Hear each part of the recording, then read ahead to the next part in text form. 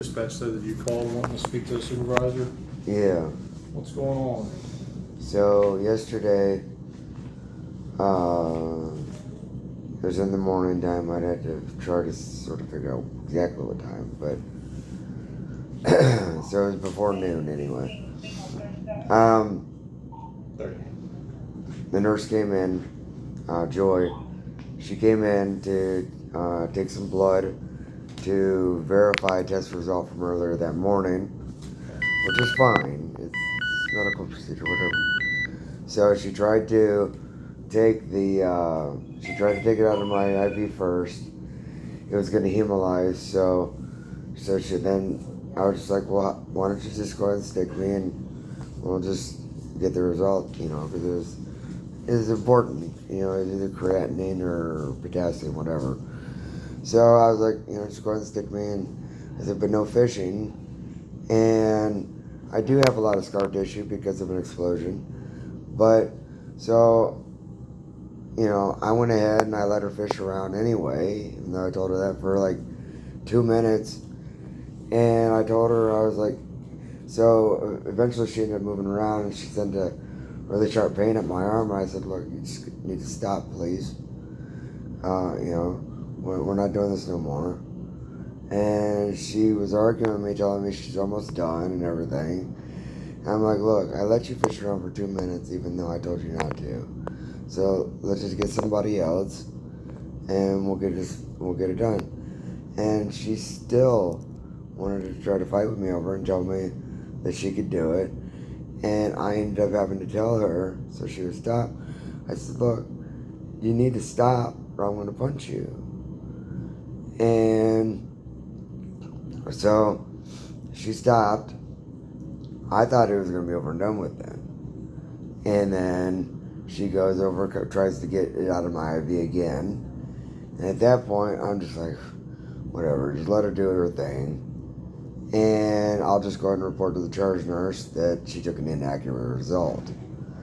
Well, she tried to get it out of there, still couldn't get it, and was getting really mad at that point that she couldn't get it.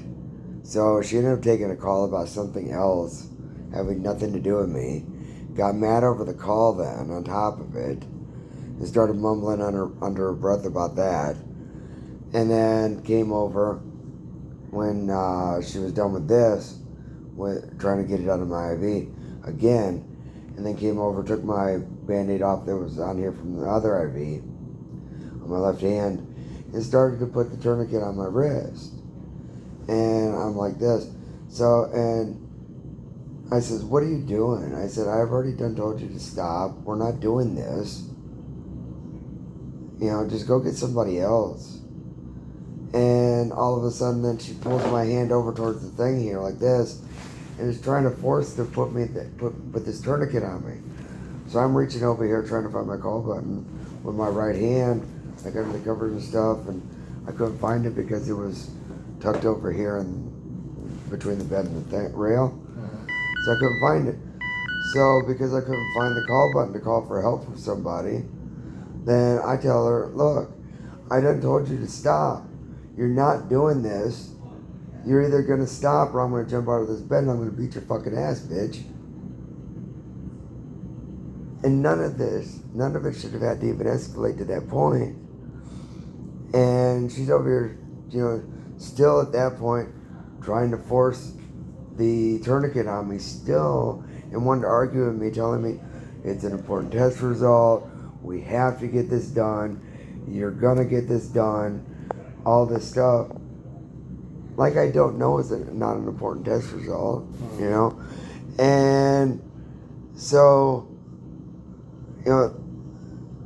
but you can't just go and force treatment on a patient. If a patient asks you to stop, you stop and you go get somebody else to handle the situation, the charge nurse, whoever else, vascular team, anything like that, whatever. It's not a big deal. You just go get somebody else. I mean, when you get to that point where you're that frustrated that you can't focus on a situation to be able to find a vein, don't continue just trying to help your ego. You know, it's not about that. It's about the patient feeling safe and about getting the procedure done. It's not about your ego as a nurse, you know. But when the charge nurse came in, and if it would have simply been over and done with, we could have handled the situation with the patient advocate or the state ombudsman or whatever and handled it that way.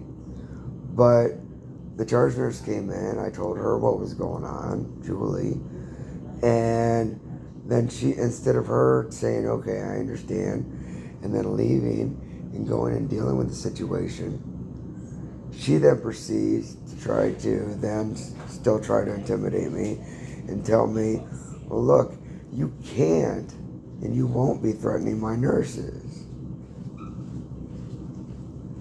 Well, I wouldn't have to be doing any of that if your nurse would simply just stop when she's asked to stop. You know? And I don't believe any of that's unreasonable. And so so I tell her, look, then fine, I see that going to you isn't gonna help any. So this is how we're gonna deal with it. And I told her, I said, look, so there's two options at this point, since I don't feel safe with my care here, and I know now that I can't go to a higher up person when something happens. We're either gonna transfer me out of the facility, and then you all can do your tomfuckery on your own and do whatever you all want to do, but I don't have to be involved in it. Or this weekend is going to be a circus. I'll unplug my tube, my IV. I'll start shitting and pissing all over the place, and so long as I'm not throwing shit at anybody, then I'm not committing a crime. So there's nothing you can do about it other than have a janitor follow me around and pick up shit off the floor. So, you know, if you really want to go that route and want to be childish, then we can do that. But there's no sense in this. So just transfer me out of here. Send me to another facility. So she left. And when she left, then she decided, oh, well, my intimidation didn't work. So let me go ahead and get campus police so that they can come in and intimidate. So they sent in Flores. And then Flores was standing there trying to intimidate me and thinking that they were going to use you guys. And when they realized that wasn't going to work, and that because they escalated it, they're the ones that escalated to that situation. I wasn't planning on calling you guys at all. You know, because there was no need at the time to try to ruin a woman's career simply because she was having a bad morning. But they're the ones that escalated it to this point now. So then I told Flores that I wanted to press charges against the nurse for assault then. Since they want to escalate it to that level, then let's do this then.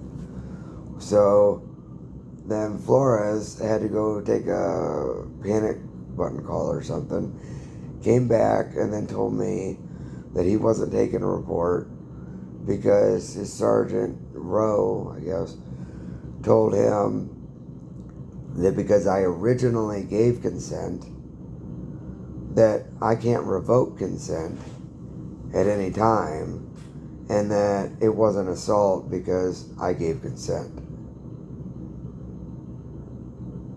Which makes no sense, because that's the exact same thing as telling a woman that, okay, you gave consent for sex, but before the sex occurred, you revoked that consent. So whatever he did to you wasn't rape because you originally gave consent. We see how much sense that makes. Mm-hmm. So, I mean, all I wanted was for this situation to be taken care of with the minimalist amount possible, and they've escalated and escalated and escalated. And now I'm at the point where I do not feel safe with my treatment here. So I've told them that until this issue is resolved and charges are pressed against this nurse, I will not receive treatment from this facility until I feel safe that accountability has been taken, and that I know that even though it took me 24 hours later, I still know that at some point I was able to eventually then feel safe, you know. But I can't accept treatment until I feel safe to be able to get treatment, and to get and you know, I can't feel safe getting treatment from a facility that can't take accountability and wants to blame the patient for the actions of their nurse. All I wanted to do was to come here, have my surgery, and get better, and go home and feel safe in that process. I didn't want to come here and have a problem and have to deal with a nurse on my birthday. Yesterday was my birthday, and had to deal with the situation of all days, you know. So I just want the situation taken care of, and taken care of properly. And it's a shame that we have to escalate it to this level now, but unfortunately this is where we're at, and those are the actions that need to be taken. And absent any other factor that I may be missing here, then that's what we need to do. Am I missing anything here? Well, I mean, what I can do for you is, I'll be honest with you, my shift's about to end in about a half hour. What I can do is I can come back. I work this evening, so I'm back on at 6 o'clock this evening, okay? I can come in when it's, you know, daytime and not first thing in the morning, and if you want to write out a statement, I can have you write out a statement. I'll have to get with her and have her write out a statement of what transpired, and I mean, we can... Well, I'm blind in my left eye. Are you able to write? I can write, but yeah, it could be an issue with legibility. Okay, well, we'll give it a shot. Okay. But I'm not going to receive treatment until then, and that noise that you're hearing is my insulin, because my blood sugar is below 80 now. So probably need to get that fixed. Well, that's up to them and up to you guys to do what you all need to do to get this issue resolved. So, I shouldn't have to wait till later tonight to get an issue resolved that should have been taken care of yesterday. What are you wanting to get resolved? I want charges pressed against that nurse for assault. Okay, I can submit charges, but I'm not going to press charges until a prosecutor reviews it. Oh no, well that's fine. I can understand that, but you know, Well, I need a report number to follow up with and all that stuff. I mean, so long as I get a report number and that, you know, that has been submitted to prosecutors, then I can follow up with that. But at least I know that action's being taken and not just being blown off like, you know, it's no big deal. You know, so which is what the current situation is. So, you know, I get you got to do what you got to do, and that's fine. You know, I understand that. I have worked with law enforcement my whole adult life, whether it was in loss prevention or in consulting. So I get it. But so I get you got to do what you got to do, but I shouldn't have to wait till tonight to be able to do a report and all that. And in the meantime, I can't submit. Still believe that I'm going to think that I'm going to. Well, I can't submit a report until I've talked to her too. I know. So she's not on right now. So, I wouldn't be able to submit the report right now, even if I wanted to, because I'm not going to. And no offense, and I would hope that you would understand that I'm not going to just take your side of the story and not try to get her side of the story as well, right? Oh, I know. Because if it's the same thing, if she came in and said that you punched her as she was trying to give, starting out of you or something like that. Right. So, I wouldn't be able to submit the report right now anyways. Right. Now, she's not, to my knowledge, she's not working and probably won't be your nurse from here on out. So I don't understand why you're going to let your health decline because it's not about the nurse at this point. It's about the facility. It's not taking accountability for their staff and how they handled the situation yesterday. So, you know, I can't let a healthcare facility give me treatment that I don't feel safe that they're if I don't feel that the treatment they're going to give me is safe. Okay. So, you know. I mean, that's something that you're gonna have to talk to your care provider. Not, I mean, obviously, Right. I don't do the medical side of things. Right. Yeah. But what I'll do is like I said, I mean, my shift ends here in a few minutes. I'm not blowing you off or anything like that, but there's only so much I can do at 5:30 in the morning as far as, you know, getting a hold of her and having you fill out a statement, having her fill out a statement, and then, I mean, I can always contact the prosecutor's office once I have that, see if they, you know, if they feel that there is any criminal element to this. I mean, I can't, and I'm not going to guarantee that one way or the other, but Right. No, I know. I mean, I can tell you I've been doing this job for a number of years, and I don't know. We'll see what the prosecutor has to say about it. But I mean, there's a point where after the first time when I told her no, and then she stopped. So that's where that line is. But then after the second time, when I told her to stop, and she was still forcing the tourniquet on me and forcing my arm in place to try to put that tourniquet on me. That's where the line was like way back here at that point. You don't, I mean, just not stopping a procedure and literally holding someone down and forcing it are two different things. That's a whole complete another level. So, I mean, and you know, I've had a lot of time to think about this now in the last 24 hours, and and you know, that's just a complete another level. I mean, you can't do either one, but the second part, that's the part that's way over the line. So, just so I understand it clearly, she tried to start the IV in what arm? No, not the IV. She was trying to do blood work. Okay, so what arm or where was she trying to do the blood Oh, work? she started to try to do it in my right IV. Okay. And then couldn't get it, so she moved to my left arm right there. Okay. And then in my elbow, or my left arm and my elbow. And so that's when she was fishing for 2 minutes. I told her to stop. Okay. And then that was the first time I threatened her. She stopped, and then she moved back over to my IV on my right hand. And then was pushing and pushing around there, and that hurt.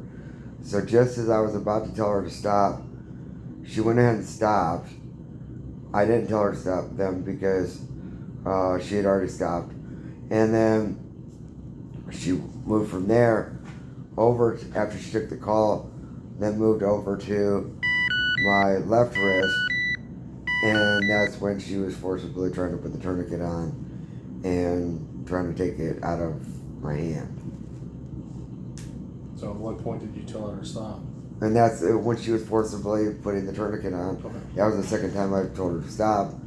And when I told her to stop, that's when she drew my hand over to the rail here and was trying to tie the tourniquet on, and was telling me, well, you need to have this done. It's very important. You have to have this test done. Okay. You know, and that's when I told her, look, I'm going to jump out of this bed and I'm going to beat your ass. So I told her, I said, look, if you don't get out of this room, if you don't stop and get out of this room, I'm going to jump out of this bed and I'm going to beat your ass. So she gathered her stuff and left. Now, when you told her to stop when she was messing with your left wrist, did she stop? What, left wrist? The last time, so she was... The last time, no, that's what I was telling you. So Yeah. So that's when I had to tell her that if she didn't stop, because she wasn't stopping. I had already told her like 3 or 4 times to stop. And all she was doing at that point was trying to forcibly put the tourniquet on. So it's not like she had to pull out a needle or anything like that. You know, all she had to do was let go of the tourniquet and be done with it. And because she wouldn't stop, that's when I had to tell her that I was going to jump out of the bed and beat her ass if she didn't leave the room. Okay. So I had already told her with my arm and with my elbow Not to go fishing. not to go fishing and to stop when she was doing it. So she stopped then after I had to, but she only stopped after I threatened her and told her I was going to punch her. And then she moved over here and then moved back over to here. So it was two separate occurrences when that happened. But, I mean, yeah, so I mean, that's what happened, but. Okay.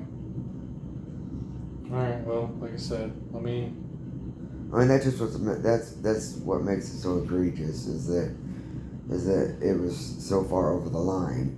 Yet, you know, I'm the one being told that I can't go threatening nurses because they stepped over the line. You know. okay. Like I said, I'll follow back up with you tonight. I'm on at 6 o'clock, so give me time to get on duty and then over here. I'll follow up with you. Wait, what was your name? It's Lapien. Sargent Lapien. Lapien. That's right. Okay. Yes, sir. I'll follow up with you this evening, okay? Okay. And then with it being, you know, in the evening, hopefully you'll be able to, it'd be a little bit more easier for you to write out a statement if you want to write out a statement, okay?